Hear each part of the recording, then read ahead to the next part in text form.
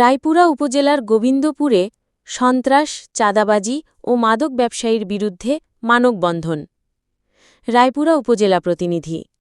Raipura, Palashtali union. আজ বিকাল ৫ ঘটিকার সময় রায়পুরা উপজেলার পলাশতলী ইউনিয়নের গোবিন্দপুর গ্রামের স্কুল মাঠে স্থানীয়রা সন্ত্রাস, চাঁদাবাজি, মাদক ব্যবসা এবং অবৈধ অস্ত্রধারী তোফাজ্জল ও মোবারক বাহিনীর অত্যাচারের বিরুদ্ধে মানববন্ধন করেছে। বিভিন্ন এলাকা থেকে কোনো লোক আসলে রাস্তার মধ্যে দাঁড় করায় মোবাইল, টাকা পয়সা ছিনায় নেয়। এই ঈদগাহ সামনে যে একটা ব্রিজ আছে, এই ব্রিজ থেকে নিয়েছে, এটা পুলিশ প্রশাসন জানে। আর এই ডাকাতের দলেরা সর্ব এলাকায় তারা বিচরণ করে। তারা দিনের বেলা দেখবেন ঘর থেকে বাইরে হবে না।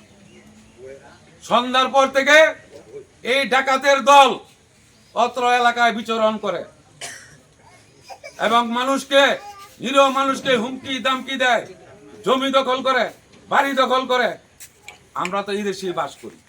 আমরা সহ এই এলাকার শান্তি শৃঙ্খলা প্রশাসনের প্রতি দৃষ্টি আকর্ষণ করছি। আমাদের বসবাসযোগ্য করার জন্য আপনাদের যা যা প্রয়োজনীয়, দেশের মানুষ, নিরীহ মানুষ এখনো আইন হত্যা করে, আইনকে আমরা সম্মান করি। আপনারা প্রশাসনের সাথে থাকবে, আমরা প্রশাসনের সাথে থাকা এই ঘুরিয়ে দিব, আমরা ভেঙে ফেলবো। আমরা প্রশাসনকে সাথে নিয়ে আগামী দিন আমরা কর্মসূচি দিচ্ছি এবং প্রশাসন এখানে থাকবে, থানার পুলিশও থাকবে।